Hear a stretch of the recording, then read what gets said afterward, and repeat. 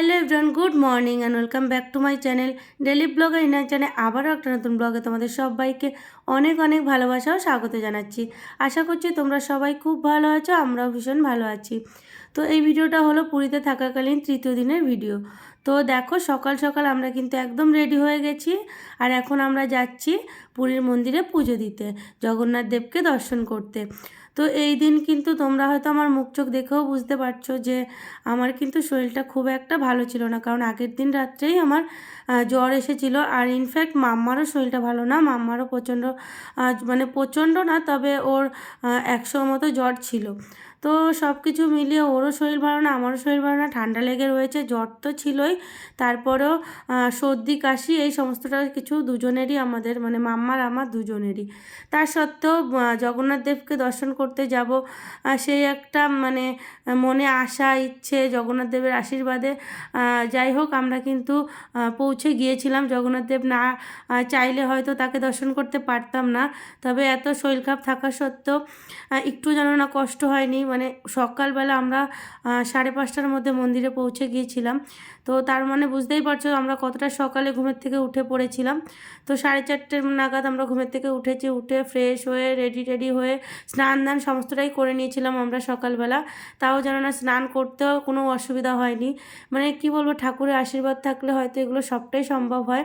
মানে আশ্চর্য দেখলাম। আর সবথেকে বড় কথা হলো, আমার মাম্মা সকালে একদমই ঘুমের থেকে উঠতে চায় না, কোনো দিনই ও উঠতে চায় না, প্রচণ্ড রকমের কান্নাকাটি করে। তার মধ্যে ওর শরীর এতটা খারাপ, তোমরাও চোখ মুখ দেখে হয়তো বুঝতেই পারছো। তার সত্ত্বেও আমার মাম্মা 4:30-5টা নাগাদ ও জানো না ঘুমের থেকে ওকে তুলেছি, এক টুকরো কান্না করেনি। কি বলবো তোমাদের, মানে আশ্চর্য হয়ে গেলাম আমি। একটুখানি কান্না করেনি, রেডি করে নিয়ে ওকে বেরিয়েছি। দিব্যি ও আনন্দ করে বেরিয়েছে, জানো না, ওর শরীরটা কিন্তু ভালো না, তারপরেও ও কিন্তু একটুও বিরক্ত করেনি। তাহলে সমস্তটাই হলো জগন্নাথ দেবের আশীর্বাদ।